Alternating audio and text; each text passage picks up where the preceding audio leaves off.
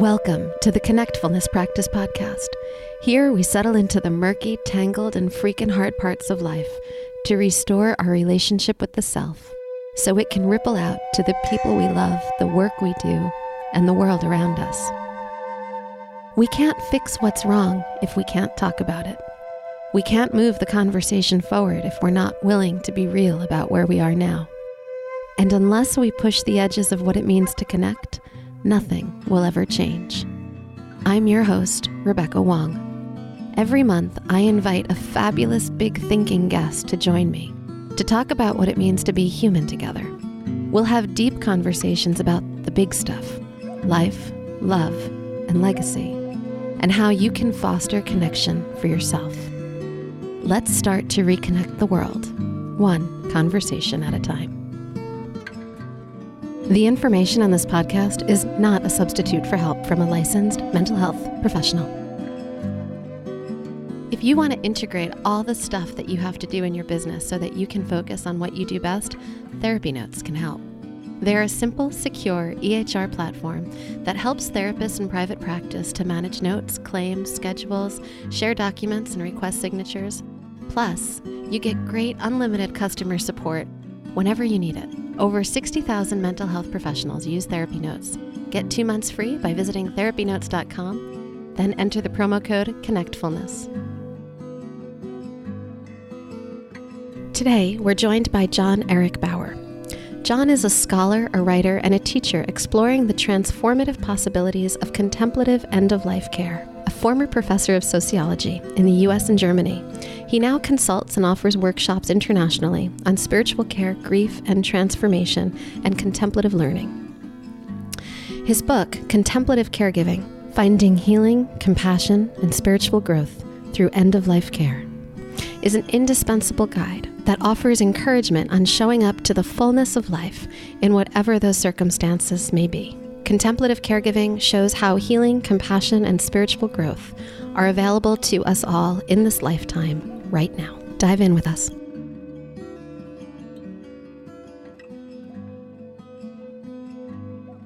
This is an in-person interview today, and I'm sitting here with my friend John Eric Baugher, and we have gotten to know each other through our children, through our daughters becoming friends at school.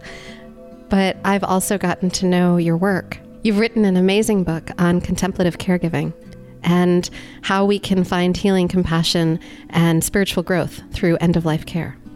And I found that this book is more than about the end of life. It's also about how we can live our lives and how we can bring more compassion into our everyday, which I find, relationally speaking, is perhaps one of the biggest challenges that we have as a human species, is to find more compassion and have that help us escape our own suffering, the suffering in our minds and our hearts, the stuff that keeps us trapped in our bodies and doesn't allow us to expand into our full potential. And you talk a lot about that journey, that spiritual journey through caregiving in this book.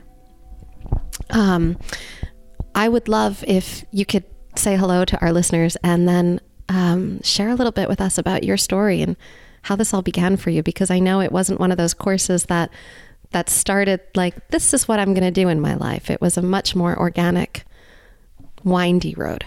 Thank you, Rebecca, for having me, and thank you for everyone who's listening.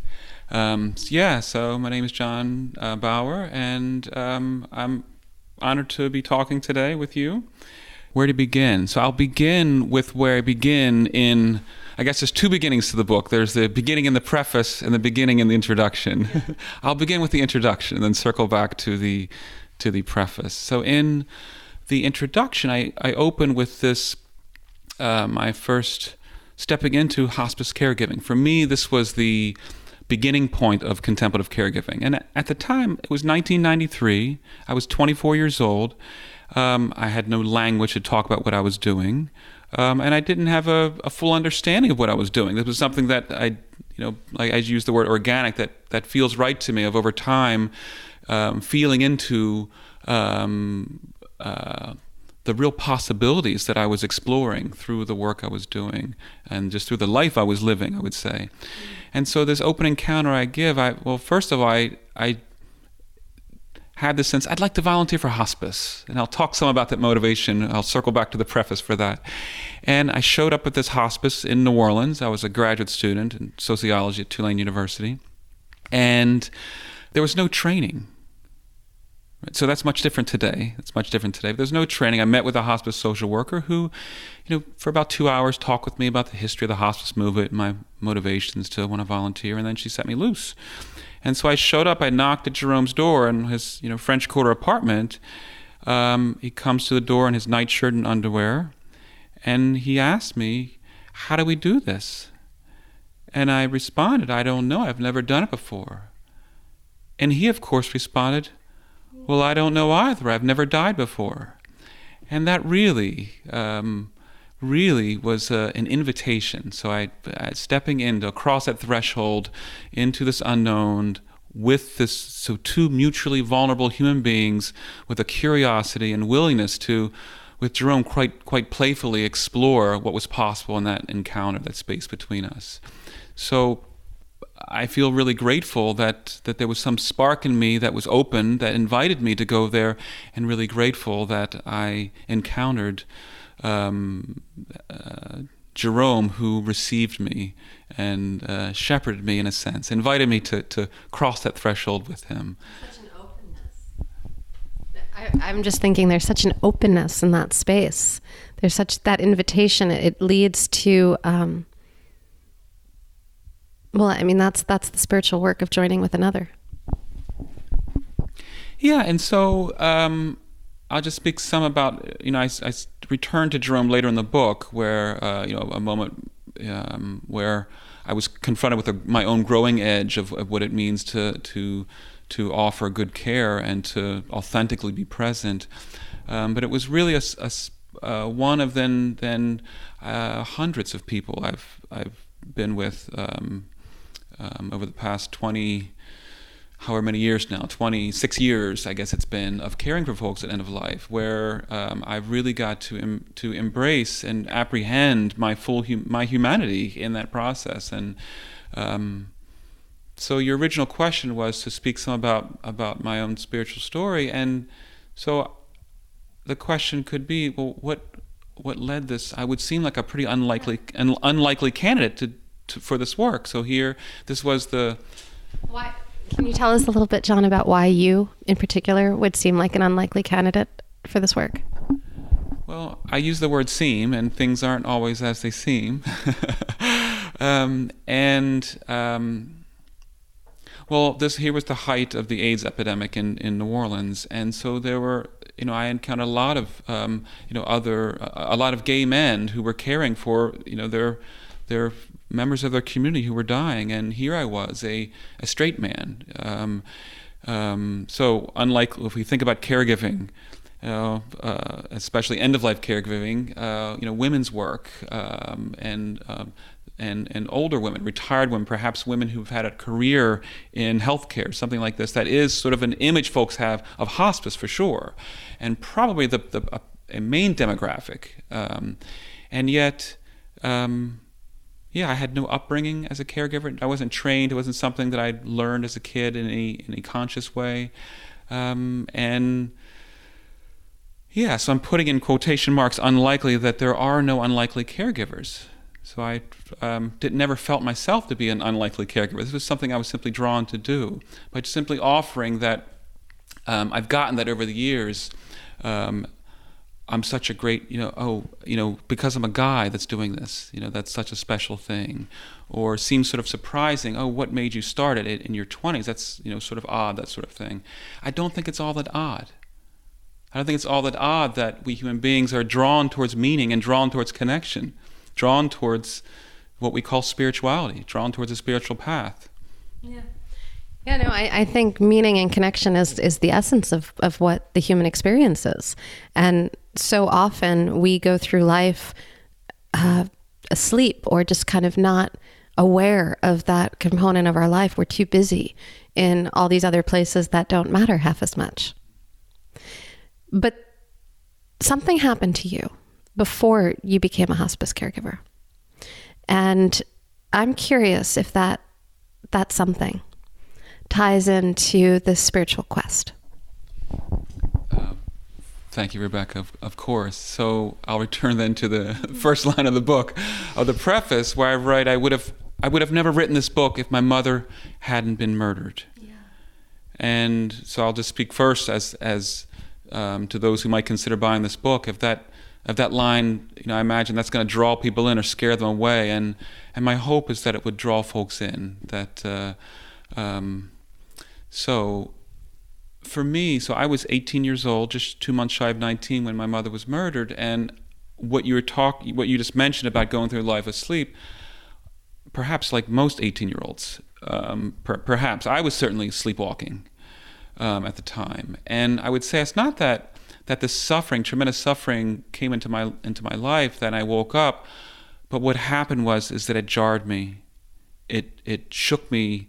Not out of the sleepwalking, but it made me confront and see I couldn't hide anymore from the fact that I was sleepwalking. And that's where the quest began of really the question of what am I? What are we humans doing on this planet? And being confronted with unspeakable grief. I would say I've come to, part of the quest is finding a way to speak that grief, and not just speak that grief, but to live it in a way that it's not just something that's done to us, but it invites a creative response, which is non-linear, non-rational, to use your word, organic. And so... Well, I'm just kind of wondering if you can also speak a little bit into the grief and the role of grief and suffering in our life. What you have found in your chaplaincy, in your research, in your just lived personal experience. Grief has a spiritual undertone, doesn't it? It helps expose something that's really important in our lives. Yeah, I would say, I would take it a step further. So exposing something important in our life, I would say it exposes us to life, right? It opens us to life. Important starting point in talking about grief is talking about the language we often use. And I know that we get in trouble when we say we. So when I say we, I mean mainstream contemporary American culture, Western culture, medicalized culture.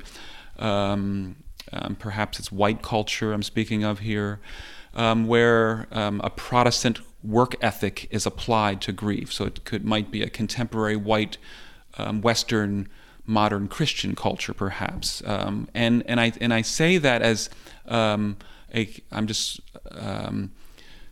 are many resources in Christianity for approaching grief contemplatively, and that's part of what I'm trying to revive with this book, is precisely that lineage.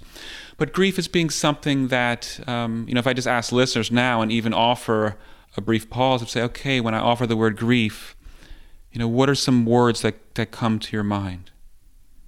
Mm-hmm. So we relate to grief in what ways? What are we looking for with respect to grief? What does our culture offer us with respect to grief?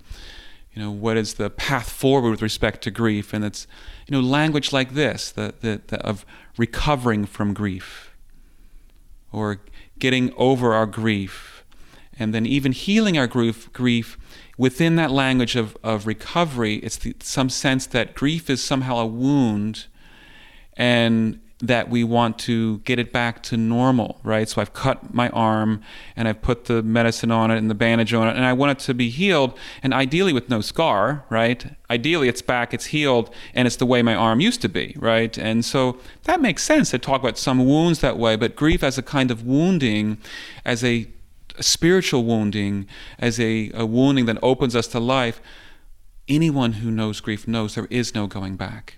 It's making me think, I think it's Rumi, right? That the crack is where the light gets in. That grief it's another way to access the light that's within all of us, the life that's within all of us, and bring us back in confrontation with our everyday. And when I say confrontation, I'm not speaking like in a hostile way, but really just make us look at what's in front of us and be present.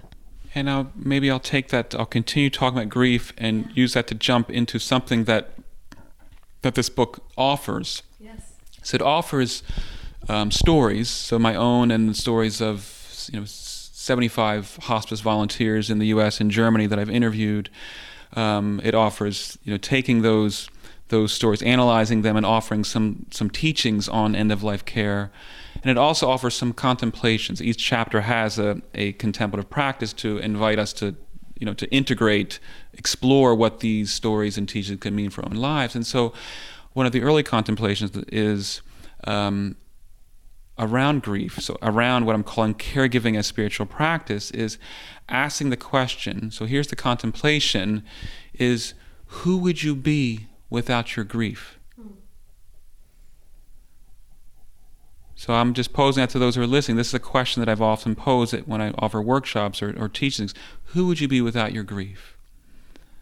And so I'll pose that to you, Rebecca, right now. It's so funny. I think my life is shaped by grief in so many different ways. I don't know who the heck I would be without my grief. I think my grief helps define my edges. It helps me figure out what's important and what matters. And it's generational. It's passed down through the ancestors. It's lineage, right? There's, I grew up the granddaughter of Holocaust survivors. I grew up in a state of, grief was all around. It was part of the stories that were told. It was why, my generation mattered so much. It was what we could never forget. It was, it's what makes it hard to look at the world today sometimes, right? So, not sometimes. It's what makes it hard to look at the world today. And I think grief is it's interesting. I remember in my 20s, my grandmother had passed, and I was in a philosophy and religion class somewhere in college. And I wasn't even in my 20s. I must have been in my late teens. And I was in a philosophy and religion class in college. And I remember being on the phone with my father and having a conversation with him about good and bad, life and death, all the things. And it was a pivotal conversation in our relationship. And one in which I remember coming to, I really remember the moment where in my mind something clicked. And there was this idea that these things all go together. If we didn't have experiences to grieve over, then we wouldn't be able to recognize the other side and sit in the joy and the celebration and the ease when it's present. And somehow it all made sense in that moment. So I'd like just to lift out a few things I heard in what you offered there. So to the question, so when who would you be without your grief? You don't know, okay? So in other words, grief fundamentally shapes who we are. It's not like we're living our life and our experience are shaping us and we're directing our lives, and grief is this inconvenience that disrupts our living and detracts from our living, and we want to recover from it and get back to our life. No, grief, this is central to, this is the life we're living. This is, so in Buddhist language, this is the first of those noble truths, is that life is suffering. So there's no getting around it. You've also offered that it provides clarity, what really matters. So this sleepwalking and this opportunity we have, that suffering, grief, and just another word for suffering, right? A human response to suffering gives us this opportunity to wake up.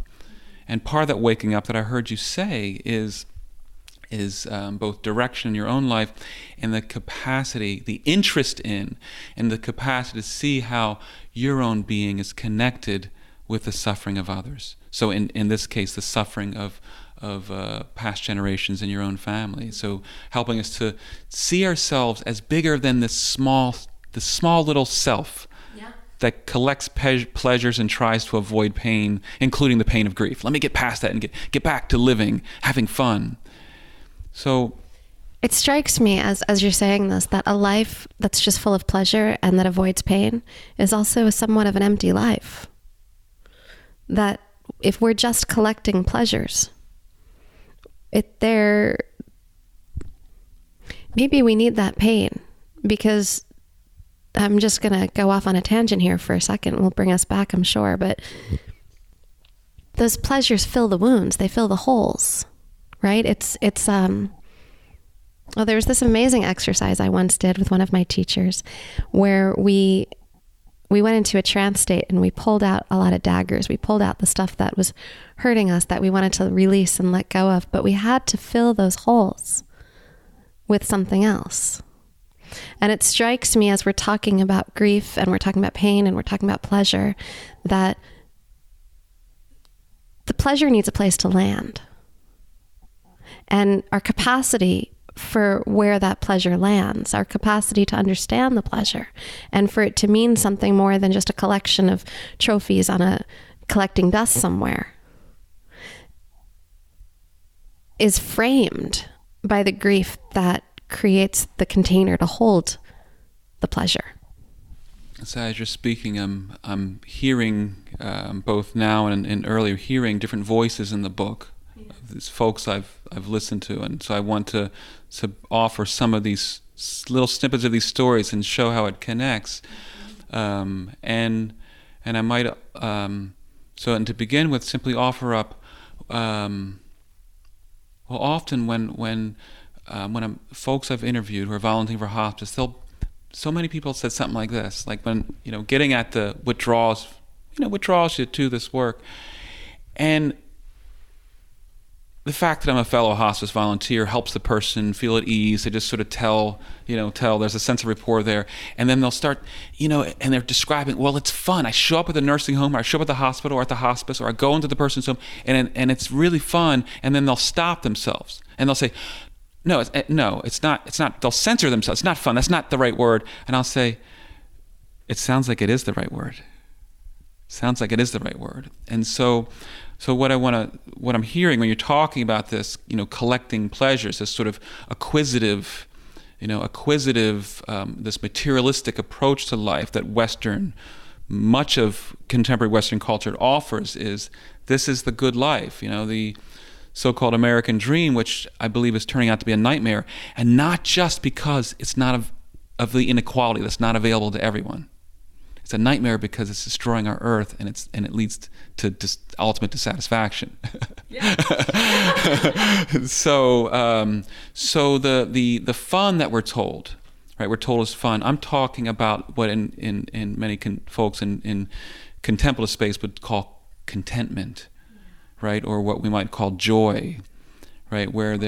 Or meaning, right? And so if we just digress for a minute, now I'll put on my academic sociologist hat, that looking at the quality of life, so finding out measures of folks' understanding of what gives to quality of life, having lots of stuff and having lots of pleasures isn't really it. It's really the meaning. And so folks who are able to take the suffering of their life and mine it and explore it with meaning. That's really where the joy comes from. Engaging in activities and practices that cultivate meaning and a sense of connectedness. That's the happiness of life. So I just want to I'm speaking back to contemporary culture. When we hear these messages of what the good life is, and the good life being having fun. I love having fun. So this isn't like a dark space I'm in, and it's like, where do we find that fun? Well, it strikes me that so much of that fun, that I am making air quotes when I say fun, that we're talking about is often stuff that is about connectedness. It's about being connected with others. It's about intimacy. It's about relationships, right? And it also strikes me that in this contemporary culture, this space that we are all living in right now in society, disconnection is really rampant. We're over-connected to technology, to devices, and we're less connected to each other. We make a whole lot less eye contact. We don't spend intimate moments actually sitting and looking at each other and having conversations so much these days. And it's not what we're teaching our children anymore. We're putting devices in their hands for the most part, and we're teaching them to interact with the world through technology instead of interacting with the world through their hearts and their eyes and their souls. And I think in many ways, this is what grief brings us back to. It brings us back to this need to be intimate, to be seen, to see ourselves and to see ourselves through another's eyes. Yeah. So returning to grief, where grief is what? Grief is simply it's a response to a broken bond, right? Would be the sort of the broadest definition. And I would often say it's a human response. Yet I don't think it's just humans, the human animal that forms bonds and grieves. I think geese, octopi, octopuses. I think geese mate for life. But in any case, having so there's a broken bond, and so here we are living in a world with the truth of impermanence, right? And so there's no getting around the grief that we're going to have these broken bonds. Whether that broken bond be that it could be something that's joyful, that you were speaking of kids. So on the last day of school, so I'm taking our Lena to school, and we're driving in that morning to school. She says, it's the last day of school. And she's like so excited and use the language, I'll be free. Right, she'll be free. Okay, so just imagining the summer and wanting to go swimming every day and just all this good stuff. And then when I picked her up from school, she was on the verge of tears. Okay, and so it is this cycle of life, right? So there's these spaces where we have these natural cycles of life. Schooling is a beautiful place. So the school year, it just gives us these cycles of life, opportunities to see the freshness in September of a new beginning, a new set of friends and new possibilities, and then it's going to come to an end. It's going to dissolve. Something new can form, but that I think is when to get it back to the fun. Right, to the emptiness of contemporary culture, I think is these cycles, natural cycles of birth and death and new possibilities. I think that's the disconnection. That for me, when we speak about connectedness, that is really that connection where I think is where we have a distorted sense of what fun is. So it's sort of like wanting to, if I don't understand that something is going to end, well, I could just keep stuffing the chocolate in my mouth. And at some point, that next bite of chocolate ceases to be fun. It actually ceases, like physiologically to be pleasure. It's actually becomes sickening, right? And so we see this folks drinking themselves until they puke, right? So we see this, and that's not even I'm saying that's a problem of alcohol. That's a problem of a disconnection, a misunderstanding that there's impermanence, that at some point this needs to end, or it will be sickening. And so end of life caregiving, it is just one of many spaces that invite us quite easily, in this case, I think, to see these natural cycles of life. So when I stepped through that threshold with Jerome, both he and I were aware that this relationship that we were entering was going to end. And in this case, it ended in about 3 months. And so can I open with my eyes wide open that what I'm experiencing right now is going to end? This little girl is going to, I would hope, at some point move out of the house, right? And at some point even, hopefully, I will go before her. Hopefully she will bury me or cremate me, as it will. But at some point, that bond is going to be released in some way that we understand. That release is so important. Dr. Estes, who's one of my teachers, she talks very much in all the ways of a cycle of life, death, life. That even throughout our lives, throughout our days, within our dreams, that everywhere that we look, there's this cycle, and these different parts, life, death, life, they need each other. That things sometimes have to die in order to make space for something new. Whether that be visions or dreams or ideas or a project that we're working on, that there needs to be the death of things. It's part of the natural order, and it's part of the cycles of the way that that we walk this earth. And it strikes me, early in my career, I don't know if we've ever talked about this, John, but early in my career, I started working in oncology. I started working a lot with end of life and with living with illness. And part of the reason I got into that work was because I had lost both of my father's parents and my father early in my early 20s and late teens. And I was very much seeking answers about life. And what I learned in that work is that, again, there was that frame. And I think this is very much what you present in your book as well, that there's this frame that shows up when we're working with people who are at the end of life or looking at their life in a renewed way, that helps us see our own lives. There's a reciprocity, there's a gift in the caring for others. I'd love for you to talk about that a little bit. And I think this relates very much into the principles that you talk about within your book. So the reciprocity of care is what I call that. And I guess there's several ways of jumping in on that. And as I'm imagining it, I'm also hearing there's so many stories that are bubbling up that I want to offer. And if you may indulge me, can I offer one that can take us into that? I think it's actually a good move into the. I'll trust that it's a good move into the reciprocity of care.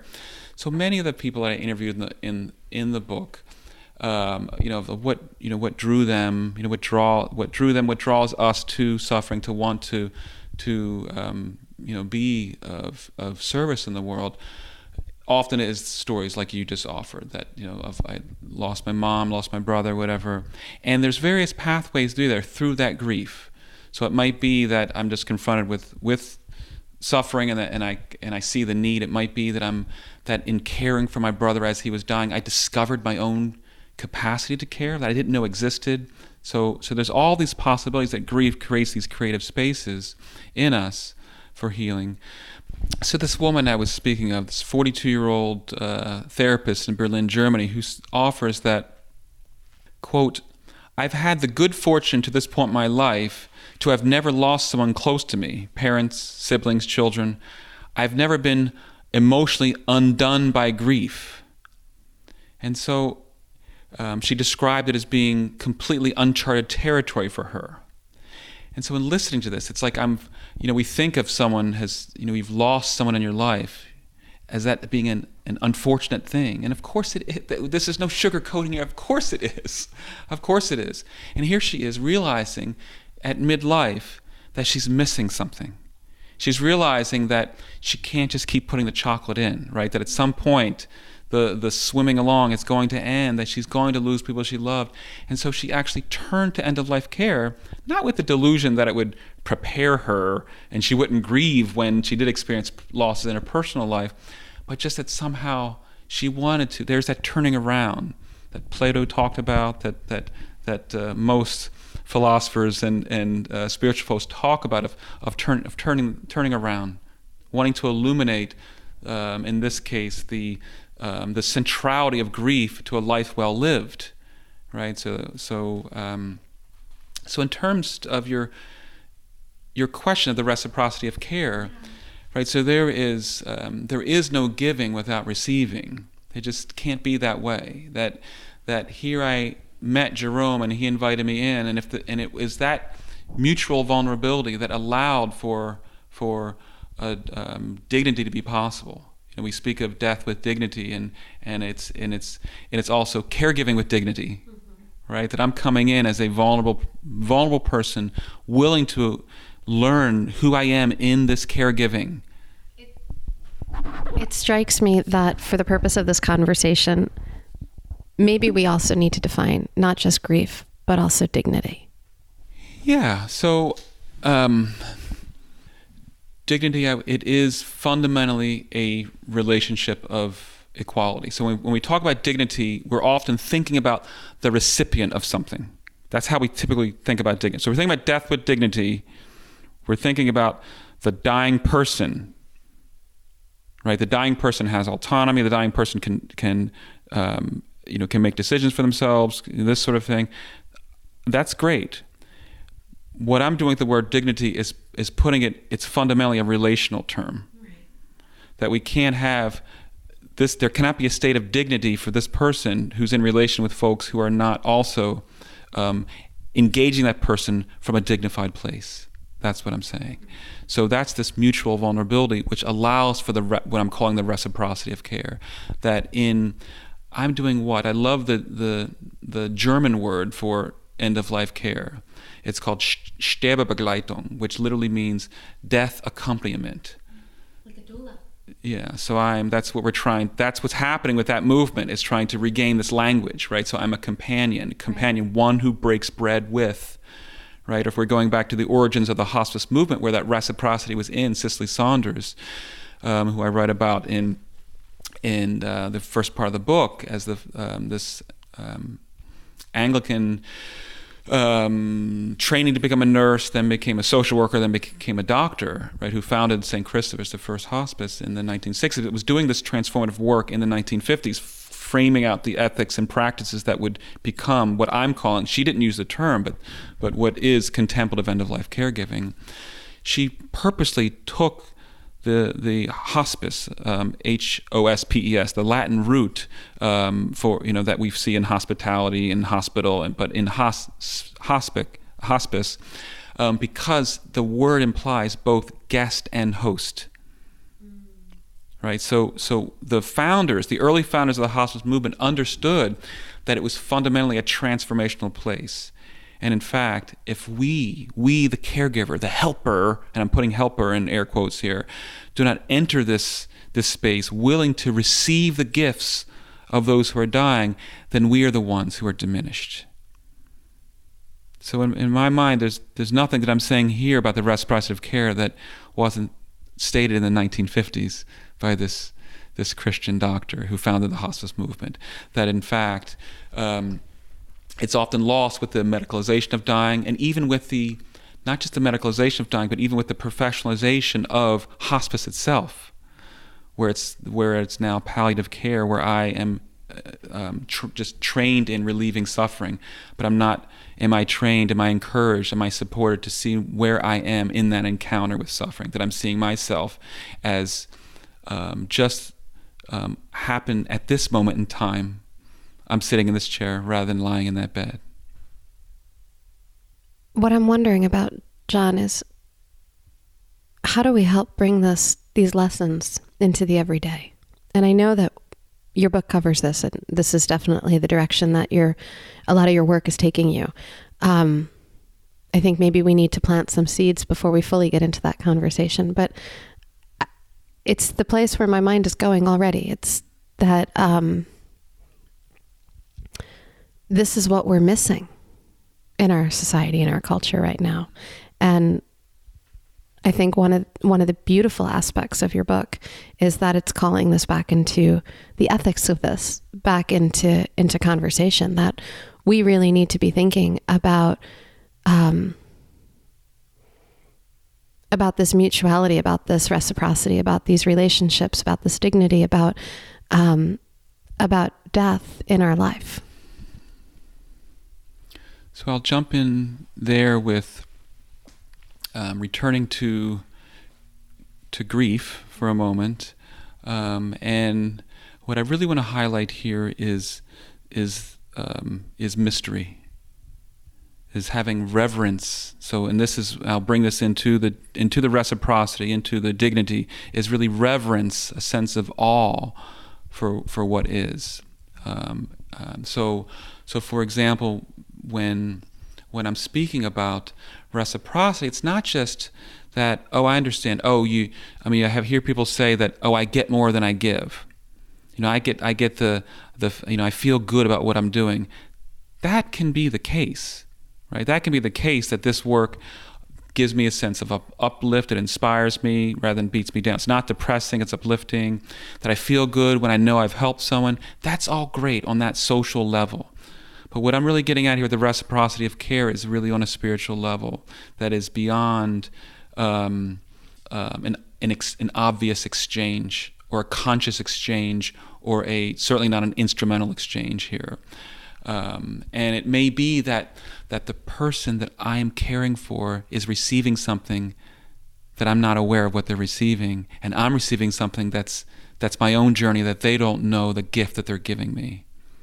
Okay, so I tell one story from the book, and then I can speak that and maybe speak some for myself as well. That there was you mentioned earlier of being descendants of Holocaust survivors. Yes.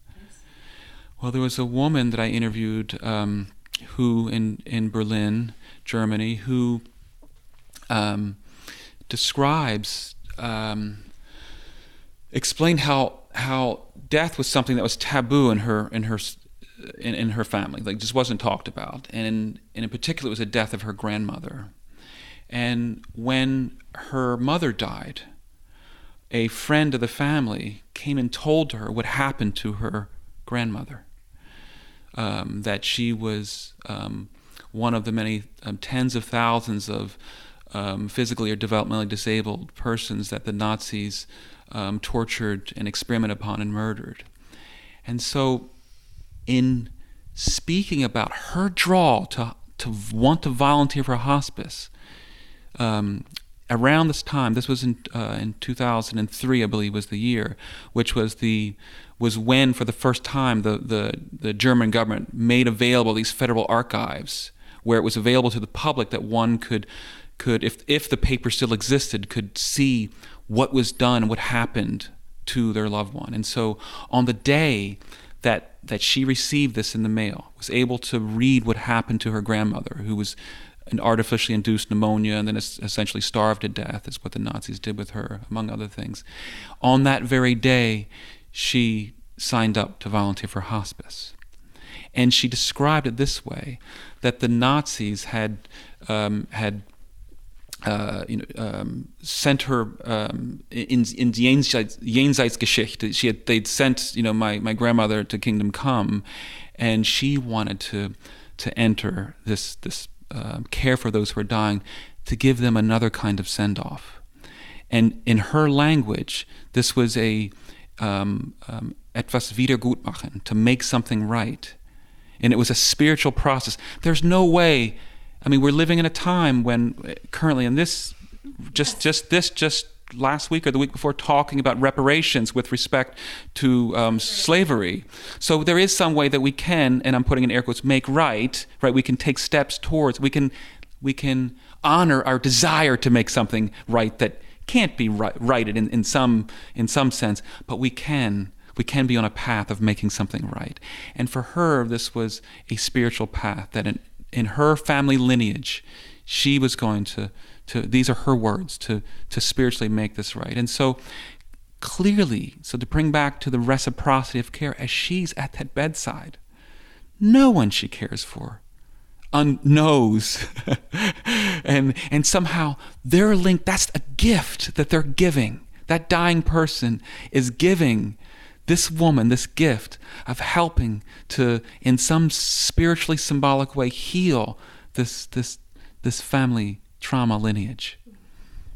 This is like a walking between worlds, because we have here the healer who brings their own wounds, and every one of us that's walking on this earth brings our own wounds of some sort. There's no one, I believe, that escapes that. And from the place where those wounds are, we're able to offer healing. We're able to offer gifts. We all have that capacity within us to be driven by the very thing that creates some hurt or suffering or wounding within us, to then transmute that suffering into the capacity to share that reciprocity, that space, that healing with somebody else. Such a beautiful story. Thank you for sharing it. I'm also struck, early in your book, you talk about Tom. And I'll let you share the story of Tom, and I shared this with you earlier. There's one particular quote that you write about where Tom is talking about his experience working in hospice. And he says, this is where he ended and I needed to begin. And for me, that particular line, this is where he ended and I needed to begin, that frames such a balancing point of dignity, of reciprocity, of how to hold space and be present with another person, of what caregiving really is, right? That it's not doing for, it's being with, and it's knowing when. It's all of that discernment. And it's a delicate, fine line process. And it's attunement. And I think, in our daily lives, if this is part of where we're leading into this conversation, that attunement, that discernment, that being with, that caring, that's what a lot of us are struggling with in our relationships every day. Not when we're sitting with someone who's dying, but when we're sitting with the people that we're living with. So to try to bring it to the everyday life, and through the story of Tom,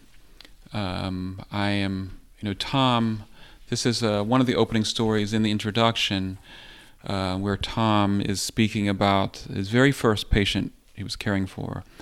And what Tom really illustrates there is how caregiving can be, what I'm calling contemplative caregiving, or caregiving as spiritual practice. It's when the caregiving becomes a path of self-illumination, mm-hmm. right? And so this is, whenever we're reaching out towards, there is, I think anytime where we want to be of help to someone who's suffering, there's a good impulse in there. There is it is a natural human impulse to want to relieve suffering and to not cause harm. This is why there's so much military training, the aversion that we humans have to pulling a trigger, to taking someone's life. There's so much training to rewire the brain, to cut off those natural impulses to protect life, to not cause harm. And so there is this, I believe, this inherently good spark that leads us to want to reach out. And when I'm talking about this reciprocity, that our own healing is in part of that encounter, that there can be a darker side to that. And so there has to be, for this to be truly a dignified encounter, the caregiving needs to have some kind of space for us to see ourselves in our caregiving, to illuminate who we are in our caregiving.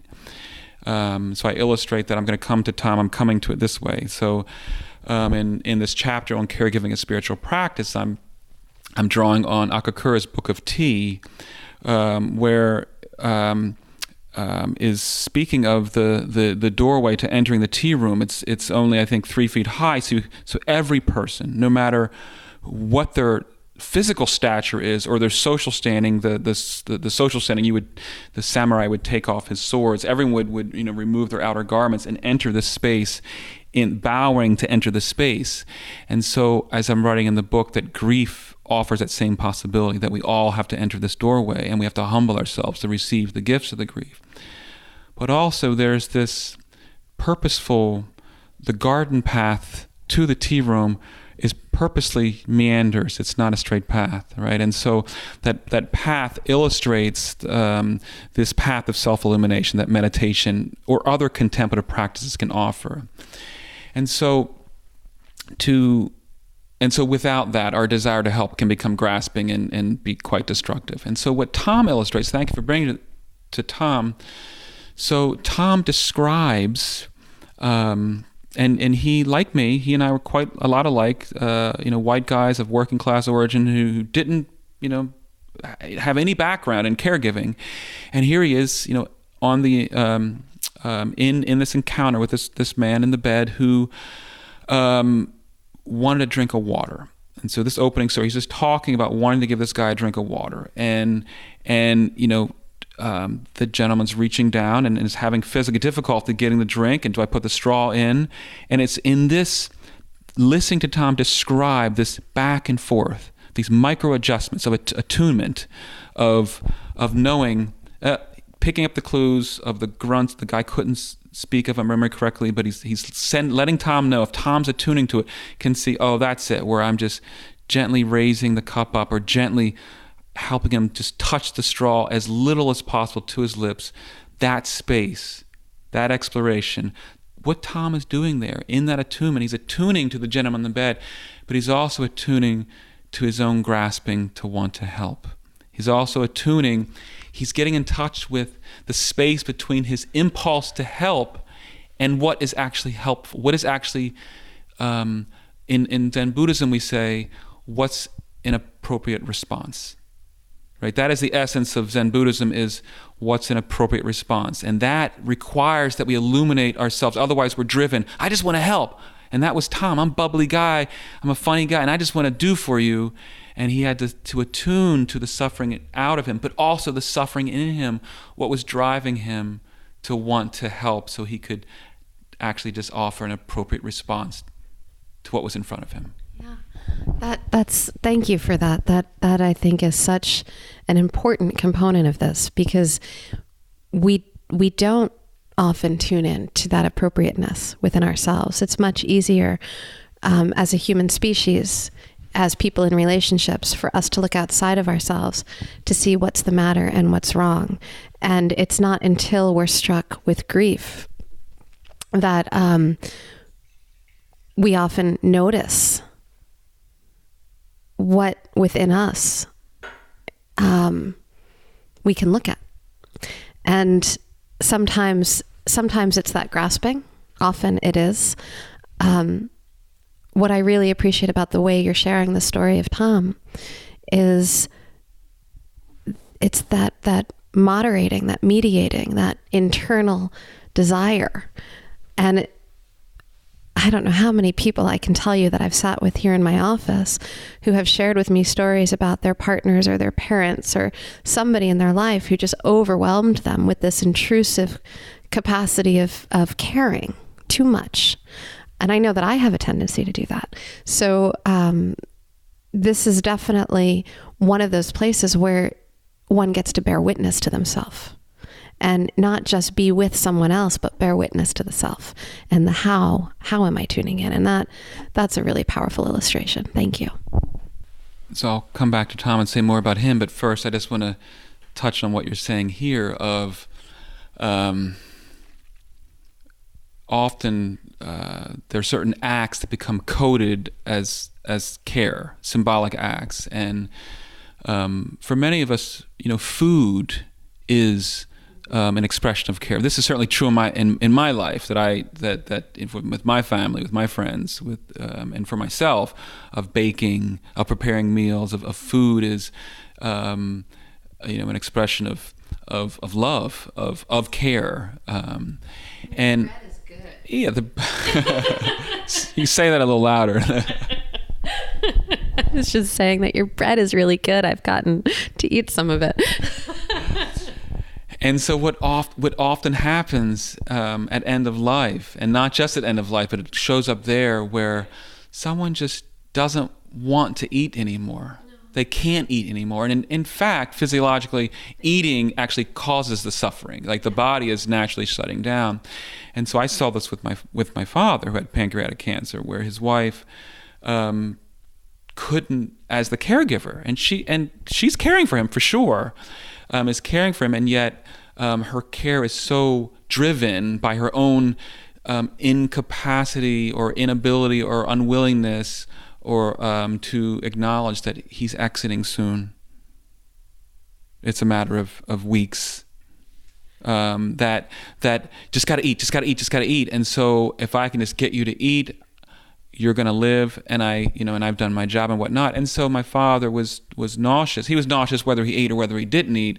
And then if he ate, he was just more nauseous. And so I saw it, briefly there, and it happens in hearing family members in the context of hospice, where where the wife has just cooked. This is just what she's done. This is how it's actually beautiful. It's beautiful. How many meals?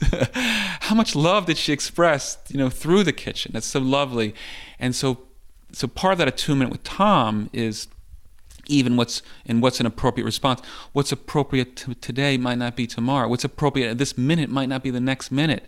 So certainly relationships change, and I'm going to go back a little bit more to Tom, and then we'll get to about marriage and other kinds of parenting, other kind of relationships where am I the guy that Andrea married 16 years ago? Is she that woman? Well, yes and no. And so there's impermanence in the relationship, in the space to allow the person to grow and allow ourselves to apprehend who's in front of me right now. Who is this person? And so that's often where end of life can really help illuminate that, our own grasping, to keep that person as the person we know, in this case, the person who enjoys my meals. Which I'm going to come back to Tom because it does help us there, but I'll tell a story about my mother-in-law. So Tula, when she was dying, she was less and less interested and able to eat. And I'm remembering one of our last meals together, which was absolutely a phenomenal meal. The bedroom was upstairs, and so there were these steps coming downstairs, and then it's a classic of going from the table, eating at a table, right, to eating at a chair, to then eating in bed, right? And just not just eating, but in terms of one's capacity for movement. So it came to a point where she wasn't coming down the stairs, so she was just living upstairs. And so there was a meal where I believe it was grilled salmon and a salad and some brown rice, and we're in bed, and I'm like, Tula, there is no need to eat this. I'm just offering it to you. And she just delighted in how beautiful it was. And I sat at the bedside and had a glass of wine, and over 2 hours she ate a little bit, but she just little bites here and there, but it was the enjoyment. We just enjoyed being in each other's presence and what it was. So food still, it was still a gift there in a sense that it could be enjoyed, but it didn't even have to be eaten. It just had to be offered. And so our desire to our refusal to, our difficulty in allowing someone to tell us who they are in that moment. Yeah. That's where a lot of the suffering comes from, and a lot where the undignified care in our own undignified being, our own, we can say maybe dignity, another word could be integrity, our own sense of integrity. So it strikes me that it's also just about staying attuned, right? That I know you, but I don't just know what I knew of you then. I continue to learn you. I continue to know you. I continue to stay attuned to you and to myself and you to me and all of those pieces. And I can come to know myself more fully. And so I'll come full circle in some sense back to the beginning of the conversation where I said it may seem like I, was an unlikely caregiver. Well, so in this book, I interview these hospice volunteers in several hospices in the United States and Germany. So some volunteers are folks going into nursing homes, some are going into individual homes, some were a hospice house. One hospice was an Alzheimer's wing of a nursing home. One was an open ward on a hospital. And then one of the sets of interviews, the hospice, was at a prison. And so Tom was actually caring for, the man he was caring for was an inmate in the prison. So he was in the prison infirmary. And not only was he in that prison infirmary caring for this man as a hospice volunteer, he was also an inmate at the prison. And so there was one way that Tom and I didn't seem a lot alike, that I had lost someone in my life to murder, my mother, and Tom had taken someone's life. Tom, about 9 years, if I believe it is, before I met him, he had murdered a member of his family, and was imprisoned. And here, Tom, just as I'm picking up on tying back to what you were just saying, Rebecca, about where if we're attuning to and coming to continue to know and come to know who is the person in front of us, what can part of this compassion development, central to it, of this path of self-illumination, is coming to know who am I in this caregiving, and what Tom was discovering, and what many of the men I interviewed at the prison were discovering, and folks on the outside. Is in many ways it had perhaps a more transformative tone to it, but it was coming to apprehend their own humanity, that I actually have this capacity to care, that I actually have this capacity, that there's a gap between an impulse and an action, and I'm able to see who's in front of me and what their needs really are. So if I jump, I'm going to jump ahead to later in the book, where I'd write about a gentleman whose name I'm forgetting. All the names in the book are pseudonyms. I'm forgetting the pseudonym at the moment. Well, he describes, he was in prison because of a drug. He was dealing drugs, and the drug deal went bad, and someone got killed. And he's describing something similar to Tom. He's got this gentleman in front of him who's presenting, really encouraging him. The man he was caring for had dementia, and he got to come to see, like, that it's not the man, it's a disease that's being presented here. That he got to see and really practice this sensibility that the behavior that's being presented to me is empty, in the sense that it's not the person. Right. He's not personally responding to me in this way. I'll leave, the story is beautiful, so I'll leave out the details so you can read it in the book. But he's describing this, seeing the space between his mind's reaction and judgment of this man for what he's doing at the moment, and understanding it's the disease, it's not him, it's the disease, not him. And so this process, he came to see how reflecting on his own life, this spilled out into the prison yard. That when someone is in the prison yard, is breaking bad and wants to get in a fight with him, he's coming to see what is the suffering that's driving this person to want to engage with me in this way, and how can I respond to it in a way that protects myself but maintains my dignity as a caring human being, and describing how his relationships in the prison yard, not just as a hospice volunteer, but in the prison yard, were being transformed, and other men in the prison who weren't involved in the hospice program became curious about hospice, and curious about who he and other men interviewed about who they were becoming, that they had a certain power about them that was really a redefinition of masculinity, and particularly in this masculine space. But one of the things that this gentleman offered was, he came to think back, when I was dealing drugs, I didn't see a person there. I didn't see a father. I didn't see a brother. I didn't see a son. All I saw was dollar signs. And the mentality that this person's going to do drugs, whether I sell it to them or someone else. And so this is where I see this really transformative potential of end-of-life care, that it can create in us these sensibilities that we can see, not just beyond our own judgments, but we can see impacts we have on the world, and a real yearning in us to see caring at every moment, to see humanity and have dignified encounters with others at every moment, and help create the conditions for others to experience those dignified encounters. So may I continue for one moment there? So I'm feeling some gratitude as I'm speaking here for Cicely Saunders and other founders who created this hospice movement. Who did what? They created a context for me to have transformational encounters with Jerome and others. Right? So that's something I lift up in the book, is that we often take for granted these spaces that we're in. This, you'll hear, it's such a privilege to volunteer for hospice. Well, it is, but not just in some, I get to do nice things. It's a privilege that this space was created that I get to enter. It was created. I get to step in and transform my own life. Thank you. I'm in a lineage of folks who created that for me. And then I will just add to that, and when we think about privilege, we've got the flip side of privilege, which is deprivation. Yes.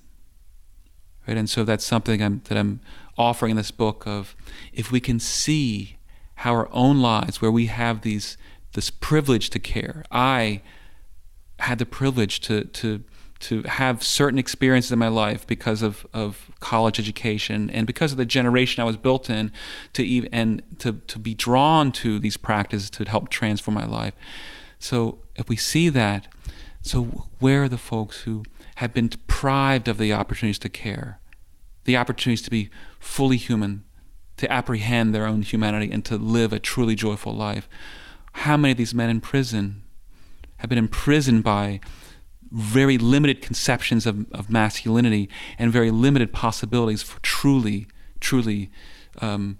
understanding and feeling themselves as being the compassionate person that they are, like the rest of us?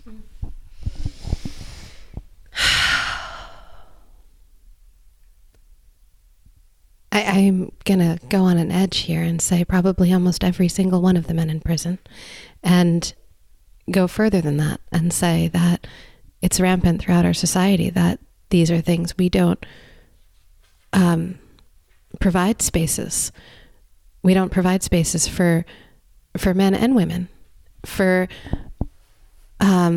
especially for men and women of color, but and indigenous peoples and native peoples, that we only really provide spaces for the cisgendered white, more men than women, but both. And in those privileged spaces, it has to be done a certain way. We don't talk about things that are sad. We don't talk about grief. We don't really give death much space to learn from its lessons. And I think that is hurting all of us. It's hurting all of us that we're oppressed in these ways, that we're not talking enough. And I'm grateful for this conversation. I'm grateful for the opportunity to share this conversation with our listeners, and to bring this conversation forward more. But I think that this is a huge part of what this shift is, right? That as we care for one another, as we start this process of looking at things like the caring that happens at end of life and what we can learn from it as we live our lives, we also start seeing more and more spaces where we all need tending and we all need care. And in many ways throughout our lives, some of us may have been more privileged and more cared for than others. And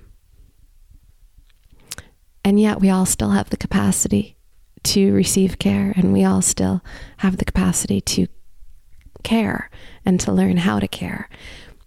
Something you and I have talked about in the past that feels like it fits really well right here is something I see in my practice, especially when I'm working with couples a lot.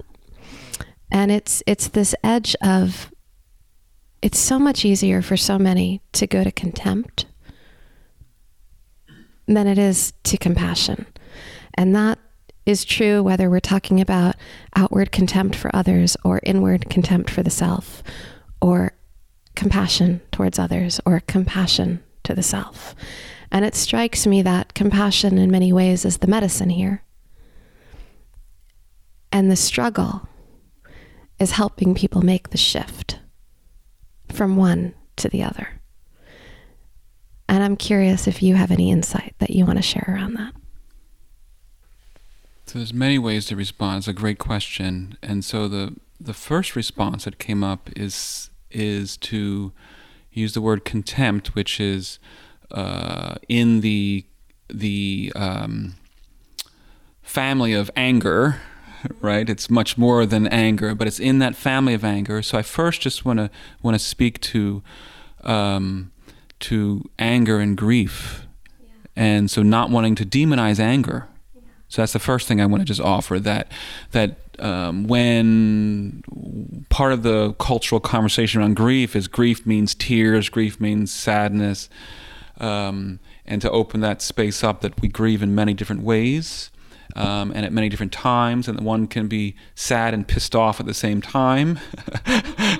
And in fact, there's a lot of power in some of those so-called darker emotions that come from grief, such as anger, which can really be the beginning point and actually part of a sustaining right? Anger is just energy, right? Anger is there's a wisdom behind it that's seeing that something is off, and when understood and when one is truly inside of it, can be a real force for good in one's individual life and in changing oppressive structures. So that's the first thing I simply want to say is I know you spoke of contempt, and I'll come to that, but I just want to say that of just lifting up the power of that anger can have, and the sickness that can come when we try to bypass the fullness of our grief, which can most often includes anger. And so what I don't want this book and any teaching offered to have anything to do with any kind of spiritual bypassing, of trying to emotional bypassing, getting around emotions, or using spiritual teachings or practices to get around our individual suffering, or the structural spiritual bypassing to try to get around collective suffering. So that's just a beginning statement there. I guess when it comes to contempt, I mean, contempt, if, my understanding of contempt is that there is this, what's an emotion? Well, I guess there's some sensation in the body, right? So we've got some sense of irritation, or something's not right, and maybe I feel it in my throat, my stomach, somewhere. And then, the anger is I'm upset about this. I'm not happy about this. There's a dissatisfaction. I don't want this. And then I suppose anger is beyond irritation. Anger is, maybe it shouldn't be happening, right? It isn't right, so I want to right this. And then contempt, my understanding is we're then adding on top of that a story about what this person is doing to me. So I'm harboring, I'm imagining their motivations. I'm imputing upon them motivations. I am, stories of what they always do, all this. And so... projections. Yeah, projections there. And so your question then of how, if we are working with couples, how to support folks in making this working, I mean, the starting point is seeing the contempt and seeing the components of it, seeing what they are doing, much no different than what Tom is doing when he's seeing his own aggression and wanting to help, right? The source of the contempt, you might have a real beef, what you're upset about is that there's an outcome that is actually harmful, maybe to the kids or something like that, and that's real, and yet you're going into this place of contempt that actually undermines your capacity to get the good that you want. And so what the book offers, right? So analysis of these experiences of folks at end of life, that what are the components of compassion? I could just offer those out, right? Because you're asking of that shift from contempt to compassion, how I can offer them out, and then I can pull out one or two of them that relate directly to this and offer a story. Well, there's intention, right? So compassion, we have an intention to want to relieve suffering. There's some moment-to-moment awareness, or mindfulness, as it's often called, of I'm aware of what's going on in this moment. If I'm not, how could I possibly respond skillfully to it?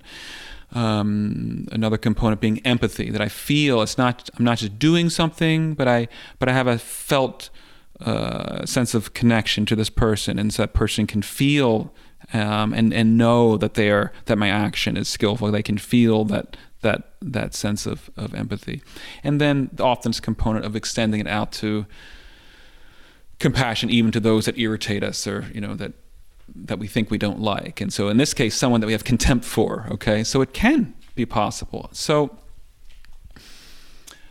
I'm thinking of many, many stories in the book, a couple different places where folks are describing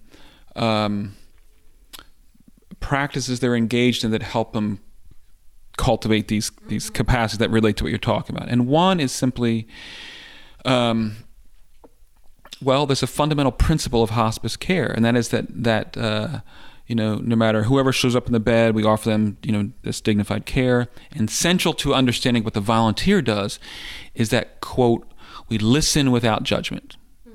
Okay, so that's a kind of ethical imperative, right? So that's this other component of compassion, is the ethical or heritage or lineage. So that's what you're bringing to this work. Yes, that's what I'm bringing. That's a contribution that I'm making, is pointing out this heritage that's often lost in discussions of mindfulness, or lost in discussions of compassion, or lost in discussion of caregiving, that we're always working within some ethical framework that we can have gratitude for, or to help lift up and keep reminding ourselves and those around us, this is the water we're swimming in, this is the water, and shaping the water, helping to shape that movement, expand that movement. But the listening without judgment, that's to have that ethical imperative to begin with, attunes one to, well, am I seeing when my judgments are coming? Right? So there's many stories I could tell of folks coming to see that. There's also a practice that I offer here in the book around this. I'll just sort of hint at what the practice is but it's the question really is, my God, what is this person going through in this moment? Mm-hmm. Okay, so the story, which is such a central question throughout our lives for us to be asking to ourselves, to the people in our lives. And we can get stuck in that. It's easier for me to be asking when I'm as a chaplain. So right now I'm working as a chaplain as a hospital. I'm on the oncology ward. I'm in the emergency room right now. Last year I was on the intensive care unit, where the suffering is tremendous, and I am coming in with clear intentionality. I'm coming in grounded and have practices throughout the day to continually reground myself when I'm in the presence of deep suffering, and I'm recharging myself and refocusing. And actually, when I'm in the encounter, I practice in that while I'm in the room with someone for regrounding myself. Well, that's in some sense easier than interacting with my wife as we're getting our daughter off to school, where it's easier in those moments where the suffering doesn't seem quite, if you think about it, right? No one's in extreme pain. No one is just praying, please, in unrelenting pain, or no one is worried of whether their loved one is going to make it another day, And so, but in these moments, it's easy to slip from and to lose, get stuck in my own irritation and lose the sight of what is this person going through? How can I skillfully respond to that? So in the book, offering inspiring stories that illustrate practices that we can then apply to other spaces of our life. And so here's a story of a gentleman, Manuel, in Los Angeles on an Alzheimer's wing of a nursing home, so Mexican American, and his offered that his mother had Alzheimer's, and they were caring for her in the home. And he's saying, "Hey, John, I don't know if you understand about Hispanic families, but we don't put our parents into homes. We care for them in our homes." And this is and describe this terrible, terrible suffering he experienced when his mother had a fall, and the doctor said she needs 24-hour care. And he's describing this. The language, it's poetic in its terror of what he's saying, right? The suffering for him and his wife to make this decision to put his mother in a nursing home. And he would visit her every day as much as he could, but there were some days when he wasn't able to. And in his mind, she quickly declined after going into the nursing home. And he carried the sense of guilt around that, which was a motivation to not just driven, but what he described as a powerful energy that sustained him as he's volunteering in this Alzheimer's wing of this hospital. Without that motivation to be doing this in honor of his mother, he would drown in a sea of emotional suffering.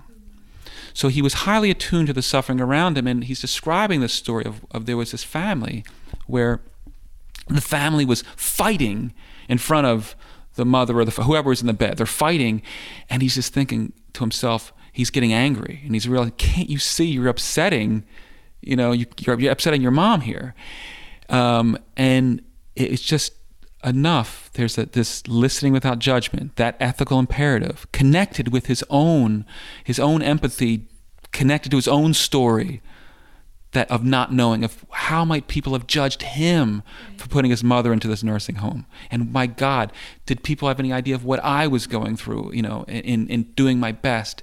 And this was something that he just would remind himself, my God, and others describe, what is this person going through at this moment? So he's saying, can I have the thought? Yes, of course. So he's not pretending like he's not having this thought of what the hell are you doing? This isn't helping. And he's not pretending doesn't even feel angry, but there's this space of, what creates the contemplative space is this question, my God, what are these folks going through at this moment? And so there's a practice I offer in the book, a 3-part practice where we can investigate, where we can develop this capacity to sort of see the behavior, right? There's this behavior that is going on right now. There is what I can know about it, right? Or what an observer would know about it. So it's imagining, the contemplation is something like this, that you take a moment of your caregiving where you feel like you weren't your best at your care. And I could think of, an interaction, several this week, of relating to my daughter, relating to my wife, relating to someone in the hospital yesterday, or to a colleague, that I wasn't my best moment. So you describe that as if there's a film, there's a video. Back in the days when there were video cameras, right? There's a video being made of this, and so there's just this objective, if we will, just depiction. So just describe what someone would see in that video, right. Okay? And then the next part of the contemplation is to imagine what someone might think about that person, right? So imagine someone might, seeing you relating that way, what they might think, right? What a jerk, what an aggressive person trying to force food down that person, or wow, they're fighting in front of the family, or whatever it might be. So imagine the judgments, like get real about what they might see. And in terms of contemplating our own care, we're often our harshest judge. Yeah. And so we might not have to stretch that. We can hear the voices in our head judging us. And then the third part of the contemplation is taking on this role of the compassionate witness, with putting into practice this hospice principle of listening without judgment. So what really is going on with the fullness of someone who's watching that video wouldn't know that's going on inside of me. So that someone wouldn't know with Manuel and putting his grandmother in the nursing home, doesn't know the situations of their finances, of her need for care, et cetera, et cetera, et cetera. And they don't even know his own suffering of doing that. And so if we were to take that practice and apply it to, the breakfast time, the getting the kids off to school, these irritating moments that can arise, these stupid in some, cosmic sense, but let's not bypass them. They're real in the sense of this is where the relationships are in these daily moments. How, I can train myself to more and more have this gap between my immediate sense of irritation that I'm being wronged by my spouse or my child or my colleague, and to just have some little space where I can see beyond the video and the tapes that are playing in my head. I use a very similar exercise in relationship with people, where I ask them to kind of have that same kind of video camera objective experience, and then to talk to the person that they're in relationship with where they're struggling around the stories that are in their head, things that they're making up. What you're asking for here is not to go into the stories that are in their heads, but the stories that they're imagining in someone else's head. The stories that they're imagining other people would perceive about their behaviors, their actions. And then from there, be a gentle witness to, can you talk more about that piece a little bit? Because I'm getting stuck there a little bit, and I want to make sure that it's clear for our listeners. Well, I was describing the contemplation in the book was I think I named the contemplation "Loving Our Imperfect Care." Okay, and so I think your confusion here may be that I'm describing a practice and that I'm adapting it to this conversation here. So I'll just say for the book, a lot of times so none of us are caring under perfect conditions. That's part, and some are more privileged than others. So in writing this book, I'm naming the privilege. I developed this more in the final chapter of the book, of naming the privilege of, as a hospice volunteer, I'm not under time constraints. Right? So I'm now no longer volunteering for hospice. I did for many years, and I interviewed folk, but that's the empirical basis of the book. Those are the interviews. Now I'm working as a chaplain at a hospital, where there's also nurses they're caring for the same patients I am. I have more time as a chaplain than they do. Right? As a hospice volunteer, it would often be that the aides, the certified nursing assistants, would express, when I was volunteering at a hospice house, they'd be carrying right along with me, and many of them I had some wonderful connections where they'd say, John, a couple of women would say, John, I really think you should go into this room here. They knew the need was great, and they didn't have the time, and that was actually a sense of suffering for them, that they didn't have the time to as much time as they would have liked. The conditions of their care, of just the overwork in the healthcare industry right now, and I use that word industry purposefully. It says something about the grief, the sickness of our society when a healthcare system is sickening to healthcare workers. I mean, if we just take that in, and that's kind of what I'm getting to at the end of the book, of what I'm calling radical compassion, is, the book, what we're talking about now, and what the book really focuses on, is this one-on-one encounter. But how can we take these same principles and then try to change the structures that can create the spaces to have more healthy encounters, that can invite more and more people to engage caregiving as spiritual practice? It's sort of like, if I digress for a moment to the Buddhist understanding of the six realms, that there's the human realm, there's the animal, the hell realms, and the animal realms, where there's so much suffering that one doesn't turn around. There's so much suffering and aggression that one is lost in the suffering and the aggression, and doesn't have an interest in a desire to wake up. And then there's, on the other end of the spectrum, is the godly realm, where there's just so much pleasure and bliss that there's no motivation to wake up. You can drown yourself in delusion as pleasure. In the human realm, in the Buddhist cosmology, there's just the right balance of suffering and freedom from suffering that can create a space that one wants to turn around, that wants to wake up. And that's the preciousness of this human life that we have. And so there's just enough. That's the preciousness. That's the precious. So it's not. So there's no glorification of suffering. It's nothing like this. And yet, and so what I'm pointing to at the end of the book is acknowledging the privilege of the people, myself and the people I've interviewed, to approach caregiving as a spiritual practice. Well, as a volunteer for hospice, there's a whole lot more space available to do that than as a nursing assistant, or as a nurse, or as an ICU doctor, or even as a chaplain, to be honest, or as so how can we help create the conditions so that this privilege is expanded out? And so this, we were talking earlier about this work that you're doing. You wrote this book. You're acting as a chaplain, and you're starting to give more and more talks these days. You're traveling, and you have an upcoming talk on healing justice. And it strikes me that this is a really easy migration into this work, because this is exactly what you're talking about here. You're talking about what we can learn from end-of-life care, and how we can look at things like the healthcare industry, and how it's sickening its workers, and probably we can go much further into prison systems, and how are they really offering rehabilitation? What are they all about? I've had enough interactions with people who work in the prison system that I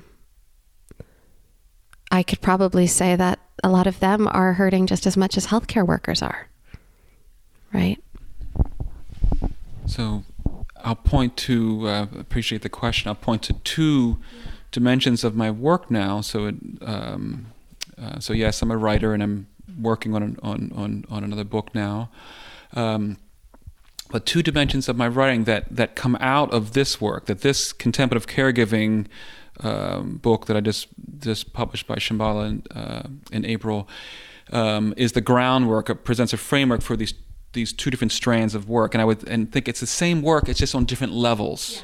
And so one is on an individual level, and then there's the organizational and macro societal level. And so to complete the thought about the loving our imperfect care, that's on this individual level that my work, I offer bereavement support. So this is not therapeutic in some diagnostic sense of I'm going to help someone do their grief work, and it is spiritual support that I'm offering as a spiritual guide through difficult times. So having clients who the desire is to turn towards their suffering and to have it be open up as this is the ground for my spiritual practice. Right. So supporting folks in discovering what that spiritual practice is for them, helping guide them in connecting whatever their existing practice is with the grief. That's that work. And then similar to that is what I'm calling caregiving coaching. So I'm thinking of a client where and central to that is loving our imperfect care, right? And when you say loving our imperfect care, you're talking in many ways about caring for ourselves. You're talking about being gentle and compassionate towards the self, and not beating oneself up for the places that we might have missed. Yeah, so in an early section of the book, I'm talking about self-care there, and I'm drawing on Buddhist and ancient Christian sources and ancient Greek sources here. We gotta, what do we mean by care, and what do we mean by the self? And so I'm responding to a view of self-care today as sort of like this cycle of I care, and then I get depleted, and then I do things like take a hot bath, or you go get a massage, and then I care again, and I get depleted, and then I, go on a walk or something. And so the cycle of depletion, rejuvenation, that can often be a downward spiral if the coping mechanisms, aren't healthy. It can quickly move to a downward spiral towards burnout. And even if it doesn't lead towards burnout, that's that cycle where the caregiving itself isn't the place where the self-care takes place. Then it's you may be surviving, but the transformation that I'm speaking about here of that is possible is lost there. And so I'm speaking about the higher level, the care of the self, where there's a path. The caregiving is a path of self-illumination. That's what I'm talking about. So when I'm speaking of loving our imperfect care, that is the data, the ground, the material that I'm working with is seeing my own mind and heart as I'm caring, and witnessing my own grasping, my own, the example of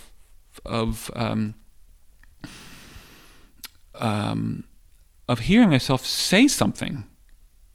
There are times when I may say something that's not helpful, or not knowing what to say. I was with a gentleman yesterday in most horrific pain. Nothing I could say, and so my care was imperfect. I couldn't take away his pain, and I had to go home at some point. So I could say, oh, I'm just being with him, which was of some degree of comfort. It was. But I'm just one jewel in the net of care there, in his care, and I have to step out in that case, my day I had to go home at some point. And so the loving imperfect care, this is a metaphor I'm using for some degree of self-acceptance, yes, but also central to skillful care is seeing the conditions of our care. But where nurses have so many patients they're required to see, it may be that limiting in some sense the amount of care, accepting that I can't be the everything to this patient because I have to give to all these other people, is actually skillful. Yes. It's actually skillful. And if that's myself in in that caregiving, there's got to be some investigation of my own wanting to give, and some investigation of not just my own limits, but the structural limits within which I'm working, so that I'm not harming myself and then undermining my capacity to care. And if I can't sustain my own joy in what I'm doing as a parent, right, I'll end up resenting my kids because I'm giving too much, right? Which means I'm not giving at all. There's no gift there if it's leading to resentment. So that's the one side of the work, to come back to your question, of this individual level. And then this other work that you mentioned with the healing justice. This is work of talks and workshops of trying to support organizations in supporting their individual workers if they're in suffering, but having it be upstream. So it's not just like creating a culture. Creating cultural change, exactly. So there are hospitals today. I talk about one of them in one part of the book, where they have like a physician's health and well-being program. And essentially, it was in its, I believe, second or third year of its existence. And essentially what it was is that doctors at the hospital could make an anonymous call to this line if they were struggling. And then they could get counseling or, whatever it might be, meditation or yoga or something like this. Well, that's great, but it's also a downstream thing, right? Mm-hmm. That's the trauma or the suffering's already there. How can we help create the conditions that doctors don't need to use the hotline? And that's the cultural change where we're putting a language to it and naming these conditions are sickening. I mean, if we're just any social movement, it's when you can name the problem, the problem that has no name. Well, you give it a name and we work with it, And so that work of trying to work in healthcare and to name the sickness in a way that I'm working on the inside, to finding folks in healthcare organizations who can be conversation partners, and how can we help shift that. This is a slow process. And it strikes me that it's also one where you're systematically relieving the individual workers, the individuals, of having to carry the burden, because you're creating a larger conversation that isn't just, this is what you can do to take care of yourself better, but it's this is what, as a society, as a culture, as an organization, as an institution, we can do to take care of the whole of us better. It's a whole system approach. So when we're talking about culture, and when I'm saying seeing the conditions of our care, so I'll jump in here with the language of mindfulness, that mindfulness in contemporary white Western American culture is this individual practice, right? So taking practices from the pedigree is Eastern, is Buddhist, and implementing it in white spaces that are individualizing the practice. So divorcing from an ethical framework, so it can be easily part of a consumer culture, but also individualizing problems. So if I digress just for a moment, I was having some exchange on Facebook with some old friend about climate crisis, and it was like the response was, what are you doing about it? And well, it's a great question, but the more important question is, what are we doing about it, right? So yeah, I as an individual, I can write a paper on climate change denial, and I can recycle, which is like putting a Band-Aid on gangrene. I'm forgetting the woman's name who I'm taking this quote from.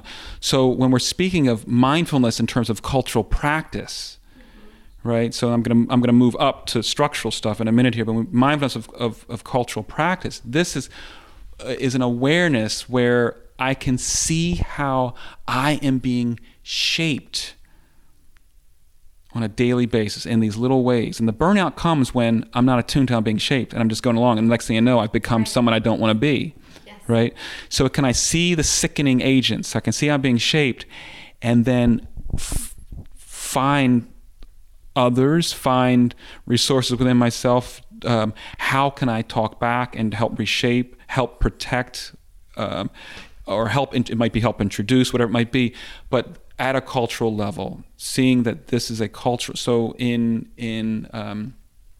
might simply be the language that's being used. So, for example, it makes sense in the field of nursing that one uses the language of a baseline, right? And maybe in therapy, that's someone comes in, this is their baseline, right? So I tell a story in one of the final chapters of the book where I was in my clinical training. I trained as a CNA, as a certified nursing assistant, the other year, and I did it. I may work as a CNA at some point in my life. I may want to have that experience, and I did it also that I just wrote a book on hospice volunteering, these conditions that are so privileged, and here are these workers who are doing such dignified work under such undignified conditions. And part of the undignified conditions is living in a society that doesn't value the care. Yeah. But I just tell a story of a woman who was struggling for breath in a room, and I'm sitting at the nurse's station with some of my CNAs who were training me, and the woman is gasping, and I'm just realizing that it's a scary sound. She's gasping for breath. And I'm sitting there and realizing that this is tough. And I just said, I just mentioned it, to the folks next to me. And I was, that's her baseline. And what that meant, what I was told is what that phrase meant, that was a euphemism for there's nothing we can do about it. We can manage her symptoms, or we can treat these other acute things, but there's nothing we can do about that chronic condition. And so medically, there was nothing that could be done. So in that moment, what did I do? In that moment, there was a space enough where I realized I feel powerless here, and it's frightening to me. I'm going to turn towards the fear, and I went into the room. So I'll leave the story out for those who want to read the book and see what can be possible when we face our powerlessness. But I'm just using it as an example of there's a language central to culture is language, and there can be a language that invites us to turn away from suffering. And so can we see that, how we're being trained, and how can we help shape the language to turn back? Yeah. So that's on a cultural level. So on a structural level, it can also be about language as well. And so I'm going to come to when you speak about prisons, and you raise the question, are prisons rehabilitating? And I could approach that at the level of language, and that is that, well, what does it mean to rehabilitate? What does habilitate mean? The root of this term is to embody, right? So I'm in my body. I habitate, right? There's a habitat, right? So I am embodied. I am whole in that sense. I'm in my body. And so rehabilitate means, someone was once in their body, now they're not, we're going to get them back in. Or someone was once whole, now they're not, we're going to help them become whole again. And that language might make sense if we're talking about, someone is in a traumatic accident, and, we're trying to help them with physical therapy or occupational therapy or speech therapy to, as much as possible, regain movement, to literally to rehabilitate their arm, right? To get those neurons fire, amazing with the rewiring, so they can actually get movement in their arm again or walk again. But when it comes to the spirit, which I see the human warehousing, which is what the so-called criminal justice says is human warehousing. I see it as a spiritual crisis of our society that has multiple dimensions. Every sickness of our society can be seen there. The racism, the sexism, and classism. It all comes together, right? Merges there, and so when it all comes together, well, that's the spirit of the time. That's the spiritual sickness there, which then creates tremendous opportunity for transformation. If we can right? Yeah. So, but rehabilitation. So what does it mean to be embodied? Well, for me, that's what does it mean to rehabilitate? Well, that posed the question of what does it fundamentally mean to be human? And my exploration in this book on contemplative caregiving is that to care is what makes us fundamentally human. And I don't mean that to be a good person or to be a caring person. I mean to be on a path where I understand that illuminating myself and connecting with my own suffering is connected up with addressing and connecting with the suffering of another, and that touching on the suffering of another and having a desire to be a part of that healing is part of my own healing. That's what I mean about being fully human. That's what I mean by contemplative caregiving, in essence. And so we know that if one was abused as a child, that these experiences of deprivation, of being abused as a child or neglected, etc., sexual violence, make it more likely that someone is going to be an abuser, right, or neglect later when they're an adult. So the flip side of that is also true. This is what we often take for granted, is that the experiences of habitating ourselves, of not just being cared for, but of caring, that reciprocity of care, where these experiences of being able to see how my own journey is tied up with the suffering of your journey, right? Which is through caring relationships that takes place. That likewise begets later in life. There's research on this, research on compassion, right? That these early experiences shape these later experiences, and they also can be later in life as well, as it was for me in my teens and 20s and beyond. And so I can pose the question: how many of these men and women in prison? Right, I was posing the question around these men that I interviewed, who have taken lives and other heinous things. Like, here they're being exposed. They're not being rehabilitated in this hospice program. They're being offered an opportunity to care and to apprehend their own humanity, which, in their own words, they hadn't before. And so it's sort of like, take that upstream, so I'm talking here about redefining masculinity. I'm talking about creating spaces to affirm the manliness, the humanness of walking through that encounter with Jerome, of not knowing, of not knowing. Re-encountering an experience of not knowing is such, and that is part of being human. That is part of inhabiting our bodies, is sitting in the suffering there of not knowing and being able to tend to ourselves and the folks around us, the world around us. John, I'm struck by so many different directions that we have tended to here today, and so many more directions that I want to jump into, and yet also aware of the time that we've already taken, and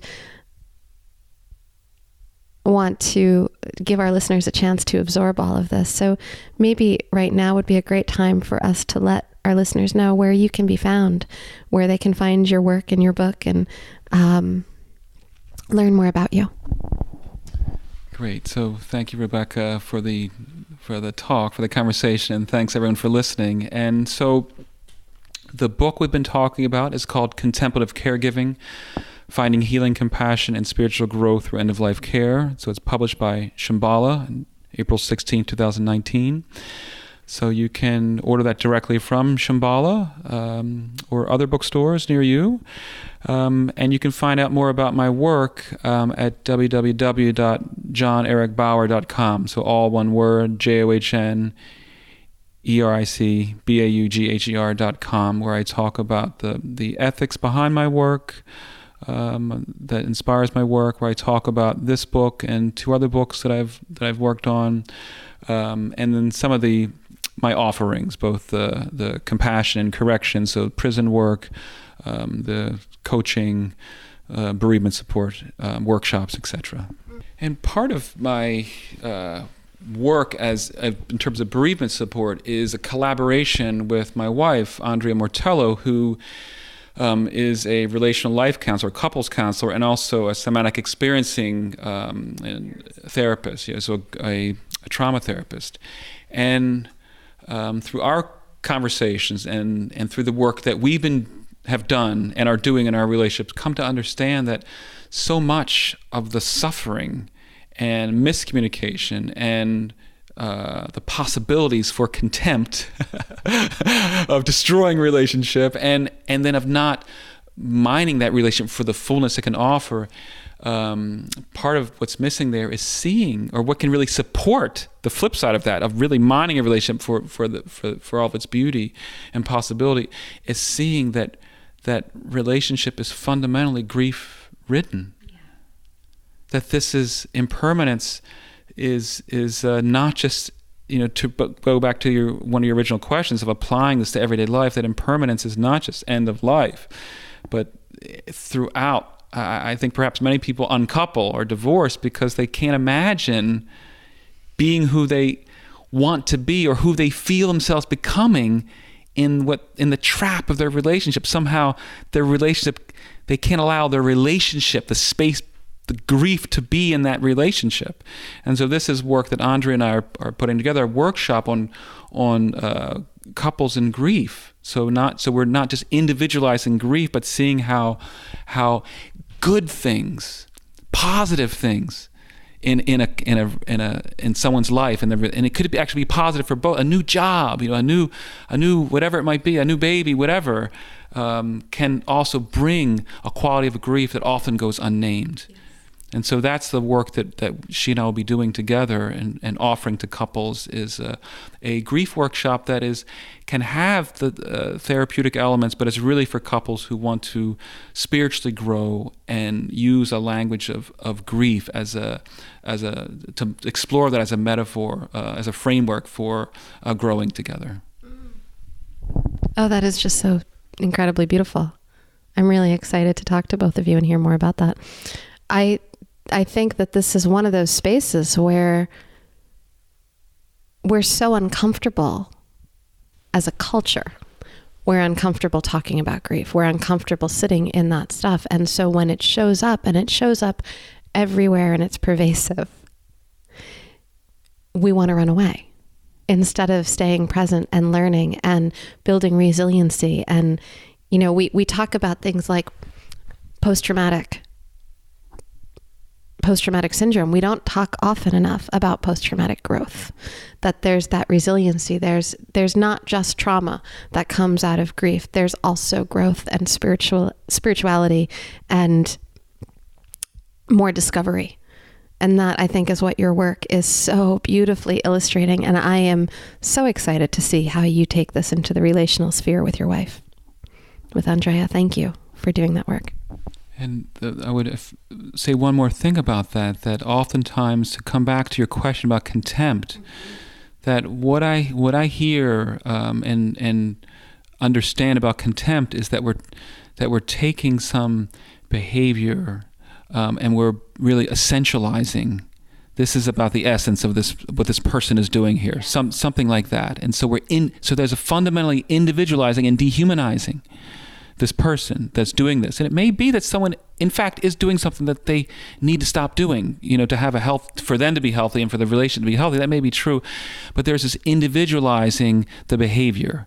It starts with them and it stops with them. And so part of the power that Andrea and I understand of using this language of grief is that grief, again, it's about relationship. Right? So grief is a response to a broken bond. And so in using a language of grief to help couples explore those places between them where there's brokenness, and see where the contempt resides in that space between them, in that brokenness, and how that can be explored and healed in a way that is allowing for the two of them, and then to trust your own integrity, and then the integrity of the space between them, of their relationship. And so it is true that we often run from grief, but one perhaps even more profoundly way we run from grief is that we don't even apprehend it as grief, because we've coding grief as something that has to do with death, and there are these deaths or losses, or simply even the language of loss is somewhat tricky, because I would just say broken bonds, because there's also the possibility for gain in there, this sort of thing. So, but broken bonds throughout our daily lives, certainly in relationship. I'm so struck right now by language and how language shapes so much of how we experience the world and each other and relationships. And I love this conversation of broken bonds and looking at grief in a new way, and perhaps even mining it for wisdom and for more knowledge of how we're experiencing the world, not necessarily knowledge of what is, because how do we ever know that? But to look at things differently instead of things dying or things ending, which is very much often what it's the natural cycle. But instead of just only looking at it that way, and instead of being scared of it, to also see where it holds space for something richer, for something that we haven't already deepened our awareness of. Thank you so much. Thank you for the work that you share with the world, and for this conversation. I'm really looking forward to sharing this interview, this conversation with our listeners, and there will be a link to find your work in our show notes, so folks can just click on that too. Thank you, John. And I've got a few announcements of my own. I'm currently forming a Wisdom Within process group, which is exploring the inner lives of women. We're going to begin in September 2019 in person in my New Paltz, New York office. We'll be focusing on alignment with one's deepest self, transforming fear and limiting beliefs into helpful guides, fostering supportive relationships, and developing intuition. Learn more and apply to join us at connectfulness.com/wisdom-within. I also wanted to let you know a little bit more about how you can work with me. I maintain my relationship therapy practice in New York, and I also run intensive couples retreat experiences. You can learn more about both at connectfulness.com. You can also join my Connectfulness community. It's a virtual community and it's totally free. That's at connectfulness.com/community. And if you're a therapist in private practice, then check out the Connectfulness Collective. Come root in with us over at connectfulness.com/collective. Therapists, it's time to integrate all the stuff that you have to do into your business so that you can focus on what you do best, and Therapy Notes can help. It's a simple, secure EHR platform that helps therapists in private practice to manage notes, claims, schedules, share documents, and request signatures. They also offer great unlimited customer support whenever you need it. Over 60,000 mental health professionals trust Therapy Notes. Get 2 months free by going to therapynotes.com, creating an account, and using the promo code Connectfulness. A few extra little gratitudes.